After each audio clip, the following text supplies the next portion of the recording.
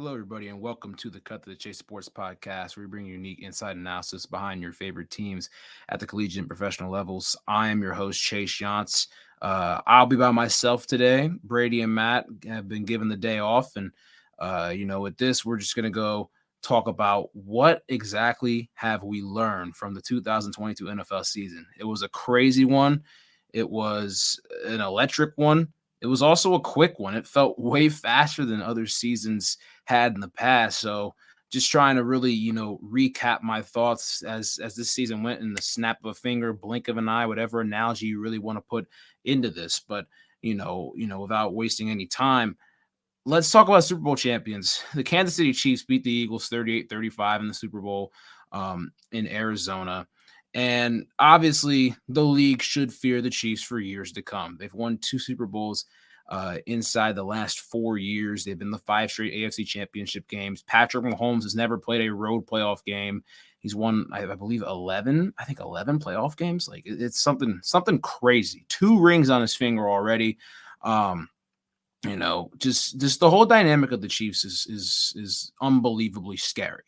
Mahomes with his contract that's being able to, be cap friendly and restructured year by year to, get some more pieces, here and there. It's a 10-year contract, but it can go, kind of as a salary cap, fluctuates and everything.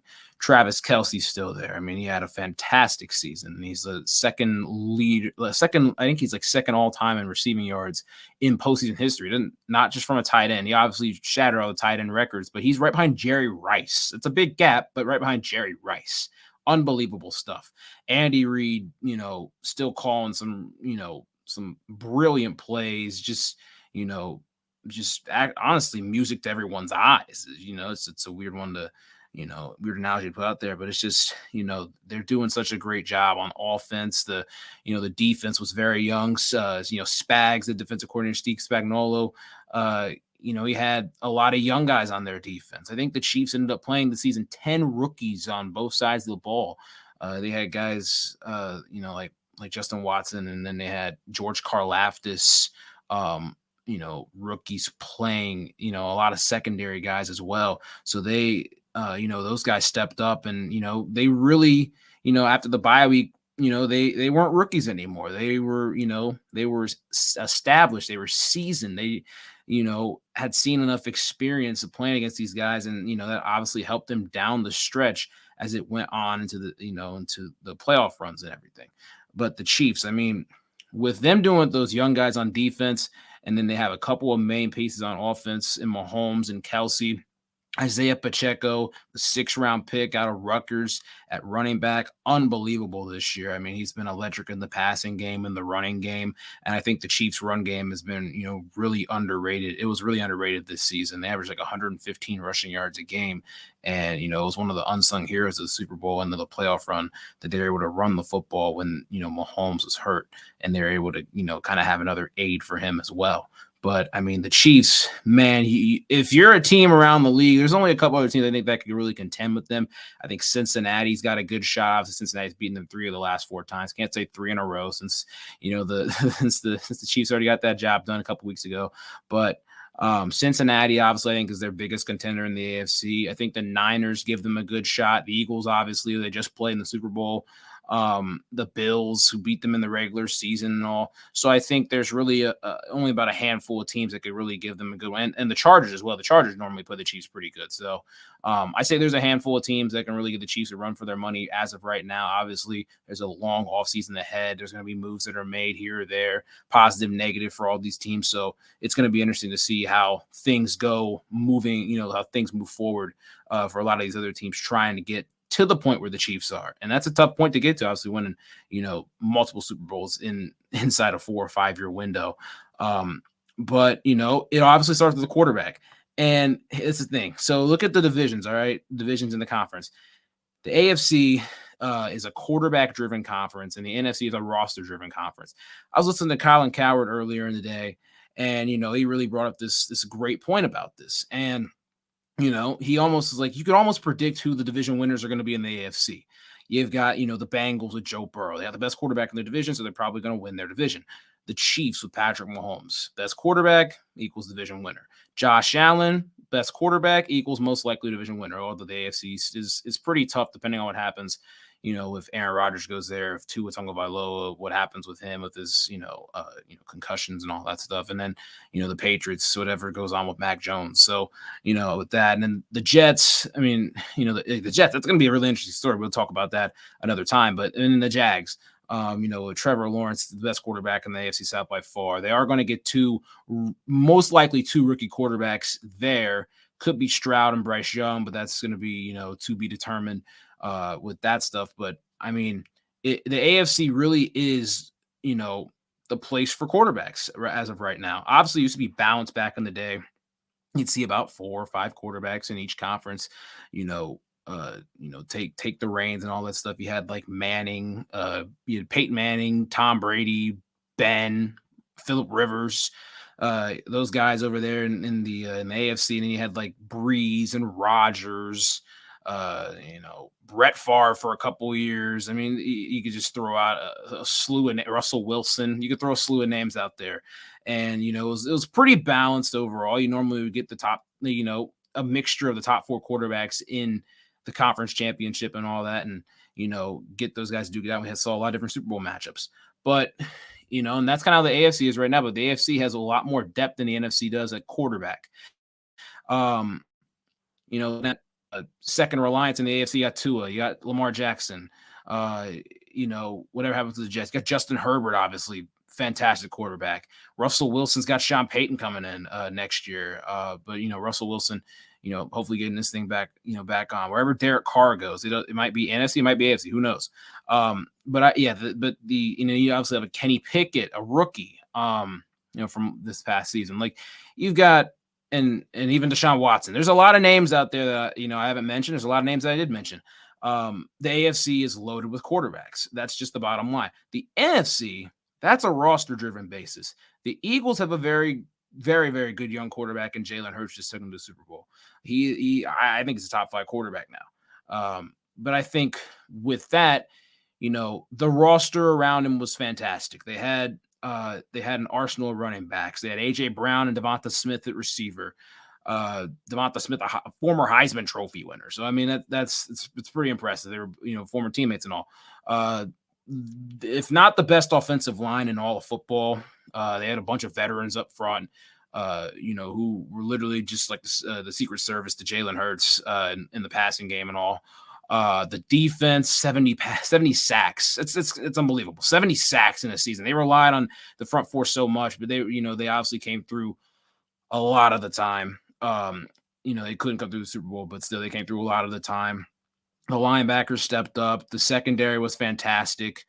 So that roster's really good. The Niners roster, they just couldn't maintain a healthy quarterback in their system. They had Trey Lance get hurt, and Jimmy G, was able to, steer the ship, and they were going in a good direction. Then he gets hurt. Brock Purdy doesn't lose a game as a starter while healthy, as we say, but then he ends up getting hurt, obviously, in the AFC Championship game, and they walk out Josh Johnson, and then they even walk out Christian McCaffrey later in the game at quarterback. So, they couldn't catch a whole lot of luck there. Also Minnesota. I think Minnesota's roster is good. That's going to be tough to see them win 11 one-score games again. That's tough, but I think their roster overall isn't bad. It's I don't think it's with the Eagles and the Niners, but it's still a very good roster. The Cowboys, they had a very good season, depending on who all they keep. They got to retain Tony Pollard. They have to, just to, keep that offense going and flowing. They have to retain Tony Pollard somehow. And if they don't, I mean, they're obviously going to take a big hit right there and go on a downfall. In my belief, they could draft Bijan Robinson. I don't know, but that's for offseason talk right there. We're just going on, what have I learned? But and then even like a team like Detroit's got a good roster on offense, the defense. They got to shore that up in free agency. So so that's going to be something that they got to keep an eye on overall there. The next thing, mentioning Detroit in this situation, the best 3 teams down the stretch in the National Football League, 2 of the 3 didn't even make the playoffs. Like, okay, we could sit here and be like, how are they the best teams down the stretch though? Well, look at it. Cincinnati was 4-4, going into November. They obviously made the playoffs, AFC Championship game, 4-4 going down the stretch, and they end up going 8-0. I mean, their defense stepped up. They were able to make takeaways. They were able to play bend don't break defense. Guys were stepping up and making plays. It was different guys every single week. You might have Mike Hilton one week, have 10 tackles in the run game. You might have Logan Wilson or Jermaine Pratt do something incredible over the middle of the field. You might have Trey Hendrickson take over a game. Jesse Bates might come up with a pick or two. So it was just like a mixture of guys just came together and did their part. And then during that time frame of the start of Cincinnati getting hot, I mean, Jamar Chase was out the first 3 games of their winning streak down the stretch. And Joe Burrow had to do it, not necessarily by himself, but he had T. Higgins and Tyler Boyd. It was, one less of the trio. So obviously a lot of pressure was on Joe Burrow to really go through. And a lot of pressure was on T. Higgins and Tyler Boyd to step up. And the run game with Samaje Perine and Joe Mixon. There was a lot of pressure on them, and they were able to come through and try to find different ways to win football games. They could put 30 or 40 on the board against you. They could win a slugfest of 20-17. So, they were able to show that they could win football games in multi ways. They were so good at it. They are so good at it, and I expect a lot more of it going into next year. They are a scary, tough football team that I hope to see keep improving as the years go on. Detroit, 1-6 start. They dug themselves too far of a hole. That's the next thing with these two teams. Dug themselves too far of a hole to really get out of. They finished 9-8. Their offense this entire season was absolutely fantastic. It was a juggernaut offense, I would say. Ben Johnson, the offensive coordinator, was brilliant. Jared Goff had arguably the best season of his career, other than when he went to the Super Bowl with the Rams in 2018. 29 touchdowns, 7 picks, was 6th in the league in passing, threw for over 4,000 yards, had close to 100 passer rating, which he's only hit once in his career. They had a great run game. Jamal Williams had led the league in touchdowns with, I believe, 18 touchdowns. They had, DeAndre Swift, when he was healthy, was still a very good reliant number 2 back. Their receivers, Amon-Ra St. Brown was brilliant. They had Jameson Williams come on toward the end. They had Josh Reynolds. They had a lot of different guys. DJ Chark. A lot of 2s and 3s step up and really come together as a decently collective group for this Detroit team. And they didn't know who to really stop in there. They were a tough offense to really go around, and their offensive line was brilliant. They were led by Frank Ragnow up front. They were tough to get to Jared Goff in the pass protection. The defense obviously was the reason why they lost 2 of those games down the stretch. 2 of the big ones. Carolina ran for 330 plus yards on them. That was, a big blow to the Lions. They win that game, they're in the playoffs. Don't have to worry about Seattle having to, beat the Rams or lose to the Rams or whatever. So that was a big hit for them, but they just got to go out there and shore up that defense. They have a lot of promise. Kirby Joseph on the back end, Jeff Okudah at corner, Aiden Hutchinson in the pass rush. I mean, they have a lot of promise, and they have a lot of good things to look forward to if they can keep this thing going for their coach, Dan Campbell, who I think is one of the most electrifying and just one of the funnest coaches to watch in the National Football League, especially Hard Knocks. You can see that great side of them and that team from Detroit. And Pittsburgh, okay, I know they're my rival. They're the rival of the Cincinnati Bengals. Pittsburgh found ways really ugly to win. And that's the thing in the NFL. It's not like, oh, you have to be flashy doing it. Detroit was flashy winning, all right? They were scoring 30, 40 points a game and were giving up 20 or 30. They just happened to score more than you. You know what I'm saying? More than what they gave up, which is a big chunk. Pittsburgh, on the other hand, they didn't give up a whole lot of points. They just barely scored above that. That's the thing. You just got to win football games in the league. It doesn't matter how you win it or, whatever. Obviously, people are going to talk about, oh, this wasn't impressive or this was impressive. But, Pittsburgh ended up going 9-8. They started off 2-6. They, got to the mark of 9-8. Almost made the playoffs if the Dolphins would have lost to the Jets, which was very close to happening. Kenny Pickett improved throughout the season.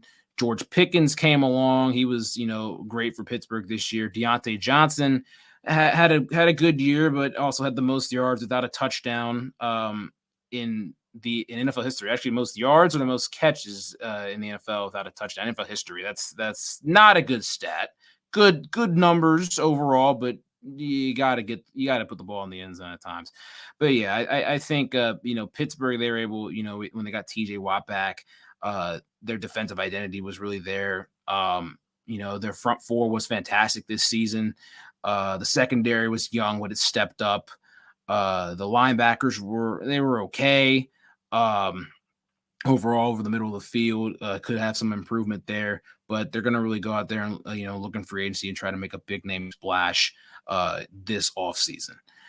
And then another thing I learned: running back by committee is greater than a one back system. Obviously there's power backs, there's finesse backs. I know, look at the numbers. I know the top four running backs in the league were really one back systems. Josh Jacobs had 1,600 yards, Derrick Henry 1,500, and so did Nick Chubb, Saquon 1,300. I get it, but if you look at the best teams in the league, what do they have? Let's look at the top. Let's look at this. Let's look at the top four teams. All teams that made the conference championship this season. So you look at the Chiefs. They had Isaiah Pacheco. They had Jerick McKinnon, as their tandem right there. The Bengals, really, Joe Mixon is the main guy, but it was a lot of Samaje Perine that came on toward the end. So you could even tab them as not a committee, but as a duo. It's really more what it comes by. The Chiefs more of a committee. The Eagles, that's a committee. I know Miles Sanders had 1,200 yards rushing. It's really him and Jalen Hurts and Kenneth Gainwell and Boston Scott, who goes off against the Giants all the time. So it's like, it's the quadrant of them. So it's really a committee right there. And then you look at the Niners, they had a lot of guys go off. Obviously, Christian McCaffrey took a whole bulk of the load. Overall, him and Elijah Mitchell before that, before Jeff Wilson got traded, it was in there. They had a trio of backs that really, had to do their own thing. So that's really what I understood, because once that back goes down in a one back system, you can plug and play another guy in there, but guess what? He's going to get another 200 carries. Or you're running the football so much because you don't trust your quarterback that much. That's the big thing right there. If you have two guys that are getting like 10, 11 carries a game, it can keep both those guys fresh. It keeps the defense honest, and that's a huge thing in the National Football League, especially since it's a pass-first league. And then, can keep those guys honest between the tackles. So I think that's where, running back by committee comes into play over a one-back system. Obviously, success came with these teams, with these players in one-back system, but the top three rushers in the National Football League did not make the playoffs. Just to note that. I will say this one's very controversial. Patrick Mahomes was the MVP of the National Football League. He was the best player in the NFL. I think there's no argument there at all. But I will have to argue he was not the most valuable player on his, for teams. All right. I think Justin Jefferson was that dude. All right. So hear me out. Okay. Patrick Mahomes, best player in the league, won a Super Bowl, MVP of the league, MVP of the Super Bowl, all that good stuff. All right. But when you think about it, all right, Patrick Mahomes, when he got hurt against the Jacksonville Jaguars, Chad Henne came in. I know it was for one drive, but Chad Henne did lead a 98-yard drive down the field to score a touchdown in relief of Patrick Mahomes during that time frame. And I'm not just saying, just because he led a 98-yard drive means that Patrick Mahomes isn't valuable to his team. Patrick Mahomes is right behind Justin Jefferson on the list. You could even argue one way or another, but I'm taking the argument of Justin Jefferson. So, but like with Patrick Mahomes, it's like, when they played the Jaguars, if Chad Henne played the rest of that game, the Chiefs would have had a good shot of winning that game. If they played the Bengals, it might be a different story, but just the way the Bengals were playing, who knows? I mean, Chad Henne might have been able to do something against them, but obviously game plan might have been switched and all that stuff. But yeah, I think when I'm looking at Justin Jefferson, though, here's where I'm coming from. I've never seen a team rely on a wide receiver so much than what I saw the Vikings rely on Justin Jefferson this year. He had 128 catches, 9 more than the next player, which is Tyreek Hill, 1,809 yards receiving this season, 84 touchdowns, and he was targeted 184 times. That is over 10 times a game, 28 big plays, 613 yards after the catch. Oh, and look at the next closest guy on his team, wide receivers wise, when it comes to receiving. Adam Thielen with 716 yards. He had 1,000 more yards than Adam Thielen did. That's unbelievable. That doesn't make any sense. All right. Talk about reliability on one guy. Talk about a workhorse at receiver. We're not talking running backs. We're talking a man on the outside that wears number 18 and hits the gritty here and there after scoring 8 touchdowns this year. Justin Jefferson's the best receiver in all of football. But man, I mean, they really put a huge weight on him. He's obviously carrying the weight, but they were 13-4 and they didn't even win a playoff game. So, but the thing is, I think he's the most valuable player to any team. To his team, he's the most valuable player. And I think when you're looking at the numbers and all that stuff, that's really where I'm looking at it. Um, I know people might come at me and say, "Oh, yeah, it's Patrick Mahomes, you're an idiot," and all that stuff. I'm just saying, look at it from the side of someone that's not a quarterback. He was in the MVP finalist. He was, he had a vote or two from people, and obviously not a first place, but he had a vote or two from a couple people. So I mean, it was obviously in the smallest consideration. I'm just putting this shit to life. So that's that's my bait on the Justin Jefferson right there. Two more things here, but I think when we're talking about the rookie quarterback, there was only one rookie quarterback drafted in the first round this year, and that was Kenny Pickett. And I think Kenny Pickett made enough strides to really be like, all right, Pittsburgh has a guy for the future. They'll build around him and see what happens over the next couple of years.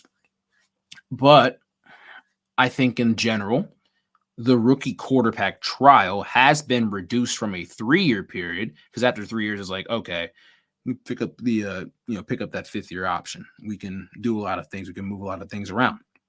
I think it's 2 years now, because just look at it from the 2021 draft class. Trevor Lawrence is their guy. He's the Jags guy. He won a playoff game, all that stuff. He had a fantastic season from year 1 to year 2. He had great coaching from Doug Peterson. It's all about the situation you go into. Obviously you're going into a bad team. Who knows about the organization overall? They might just had a bad season, or they might be a bad organization. So who knows? But it's all about how the organization around you is able to, get some coaches in there, get some players in there, and really build around you. Obviously if you go in there and you play really well with a lot of no names, most people be like, oh, let's get him some names, and then, we'll be good, and we'll make that transition. And that's what the Jags did right there. But when you look at the other quarterbacks from that draft class, and there's also more to even talk about, from the past, Zach Wilson's not working. That's not going to work. That's why the Jets are looking the market for Aaron Rodgers, who's, in darkness, his old friend. So I don't know what's going to happen there. Trey Lance got hurt. He didn't play his first season. He got hurt this year.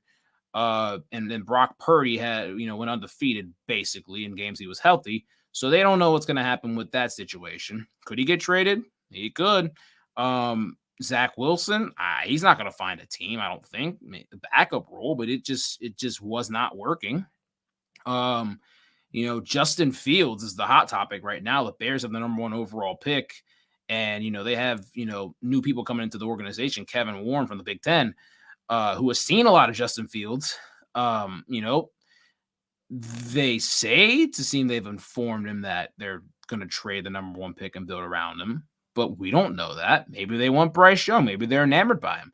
So, if that's the case, that 2-year project, because they're not guys that drafted Justin Fields. Matt Eberflus did not draft Justin Fields when he came in as head coach in 2020. He was drafted in 2021 by Matt Nagy, and Ryan Pace.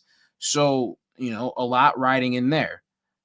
And then obviously Mac Jones, and he's still the quarterback there, but they still had a lot of controversy with Bailey Zappi. Mac Jones is hurt, but then Bailey Zappi was playing well. So, a lot of stuff going on there. I think some teams, after seeing their quarterback for 2 years, and they're like, this is not going to work. We're not giving it a 3rd year. If there's a talent like a CJ Stroud or a Bryce Young, or even next year the Caleb Williams or a Drake May, we got to go out and get that talent right now, because we don't know when that's going to come around. We don't want to do it before we're way too far in the hole. We're having to pay other guys and we're not a good team and all that. And our team breaks apart completely. We have to go from actual scratch, you know? So, I mean, the Bears are pretty much in scratch. They got to do a lot of things here and there, but they have some decent pieces. They got to, really go in free agency in the draft and go hard in it. But, they have some pieces overall. But I mean, it's going to be interesting though. But I think that deal has come from a 3-year to a 2-year because it's like, you know what? After 2 years, you've basically seen who that guy is. You see him as a rookie, how he stepped in there, and then you see the year 2 jump and see, oh, what has he improved on? What has he not improved on? What has he regressed on? And, you can make assumptions from there. And honestly, if he's not reaching the expectation or standards, that you expect and you put stuff around him, then you move on from him. But honestly, but then you look at it again, if he didn't reach the standards because you didn't surround him with enough pieces, you're probably getting fired. So that's the big thing right there. And then the last thing, this is pretty interesting to look at. I mean, the top 3 toughest positions to play in the NFL. I mean, not the NFL, but just football in general. Quarterback's number one. It's a quarterback's game. Football is, the NFL is, it's quarterback friendly. You can say all the stuff you want about it. It's the toughest position to play because it's the face of a team, the face of a franchise, all the stuff that goes into it. So, having to learn the playbook, having to, learn where everyone has to go, blah, blah, blah. Basically, everybody knows kind of like, all right, quarterback is that dude. Everyone knows that quarterback is the most important thing right there. Number 2 is defensive back, all right? Just because we're having a defensive back on the next podcast, we'll let you guys know that, in a day or so. They have to read a wide receiver's, moves and stuff like that. They don't know what's going to happen. They have to react to what a wide receiver is doing at a very fast pace and what a quarterback's doing with his eyes and with the ball, with his arm. They got to read a lot of things on the field. They got to drop in the coverage. They got to play man to man. They got to do, a couple blitzes here and there. There's a lot of different things that go into playing defensive back. And obviously we'll learn a lot more of them, in the next couple of days. But I've always thought that's one of the hardest positions to play, if not, the hardest besides quarterback. And then number 3, running back. I just think it's because it's physically demanding. You see the time, the lifespan of running backs in the National Football League. I mean, it's 4 or 5 good years. You play 7 in, 7 years, maybe like something like that. I mean, you get a good 7 years. It's a pretty successful career as a running back. And then, the rest of the time you're really out of your prime. You're on your decline. It just depends on how big you were in your prime and how many steps it takes to get down to the absolute limit and how far your decline goes.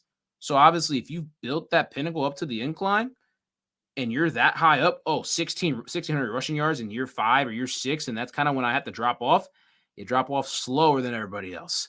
If some guy's at like 800 yards, his decline's going to be quicker than everybody else. It's trajectories like that. Boom. All right. That's not really a good chart to show, but still, if you guys should understand what I'm talking about there. Obviously the bar is set high, so it's going to go down, more than likely if you're staying healthy. The bar is going to go down slower and slower, but it will end up going down. That's why people have primes. That's the end of the show. Just a lot of things that I learned throughout the league this season. I'm very glad my Bengals got as far as they did after making the Super Bowl last year and losing in a heartbreaking fashion. It was a fun season to watch. It was a great season to watch. It went by so quick.